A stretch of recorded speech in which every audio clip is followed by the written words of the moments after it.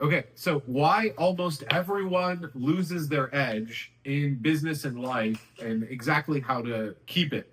So I was talking to my brother about this, and we were saying, there's a few people that we would have hired, we would have recommended 3, 4 years ago when they were young, when they were desperate, when they were couch surfing and really really hungry, and we couldn't recommend them in the same way today. They lost their edge, they got soft, and the question is, like, why does this happen? Is it just money? Is it just having unlimited Uber Eats and living in a penthouse or something? Like, why do people lose their edge? And does this happen naturally, which I think it does? And then how do you keep your edge? So let me explain where the edge comes from. So there's 4 levels of learning. You guys have probably seen this graph before. There's unconscious competence, or unconscious incompetence. I'm sorry, when you don't know what you're doing, but you don't know that you don't know what you're doing. Then there's conscious incompetence, where you know how bad you are. And then there's conscious competence, when you get better, but you're really trying. And then there's unconscious competence, which is, we consider, like, this is how we teach children, we consider this the highest level, but it's actually not. It just means it's like a computer is unconsciously competent, but there's no learning, there's no growth, it's death. There's nowhere to move forward from there. Most people live almost their entire lives in level 1 and in level 4. They live in this like soft haze, this like nothing, where like, and there are reasons for this. There are evolutionary reasons for this. So conscious thought is metabolically expensive. It's like doing algebra in your head. It's not very enjoyable, and it's often psychologically painful to see all of your weaknesses, all of your deficiencies. So we avoid it until we are forced by life circumstances, a really bad breakup, death, career changes, you're moving to a different country, a different state, and then you become temporarily very conscious of everything. You feel like you become hyper aware, and then you get comfortable, you do your good work, and then you relax.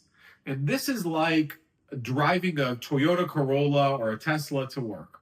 So you're driving your Corolla unconsciously competent because you learned how to drive when you were 16, and then you're unconsciously incompetent, and then you're like, well, State Farm says I'm a good driver, I never had any accidents, so you think you're this amazing person, and you are, up to a very shitty Corolla average level. But if we put you on a racetrack, you will not only realize that you're a terrible driver, that's actually the easy part. The hard part is you will start realizing that you have hundreds of deficiencies, bad habits, lack of familiarity, and then you start to begin the slow, expensive, because you have to hire a teacher, it costs money, it takes time, painful process of improving just one thing: how to turn the wheel, what gloves to wear, when to shift gears. Just improving one at a time, a tiny amount, is very, very, very difficult. And then as soon as one quality is improved, as soon as it moves from conscious competence to unconscious competence, then you immediately go back, because there's so many. So you're never really happy.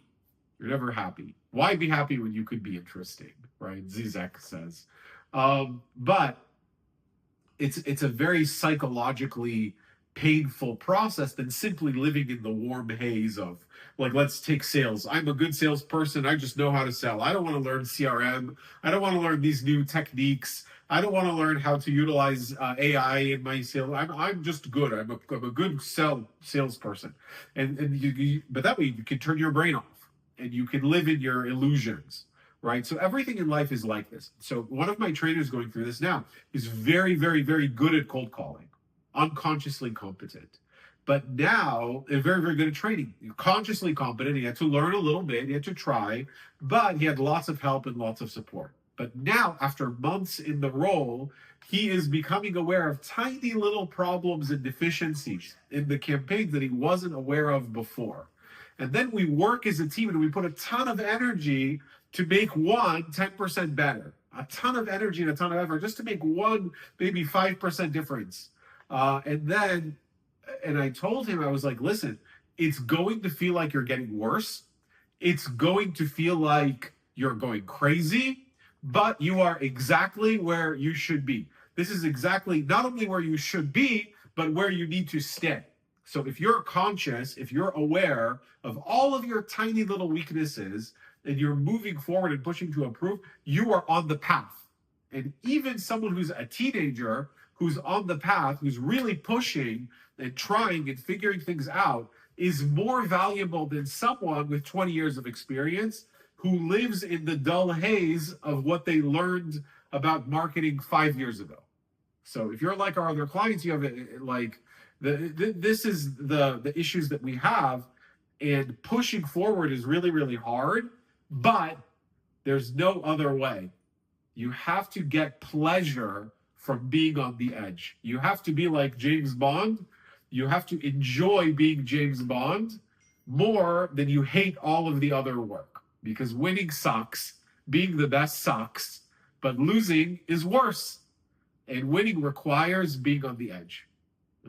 Anyway, hope this was helpful. I'll talk to you guys tomorrow.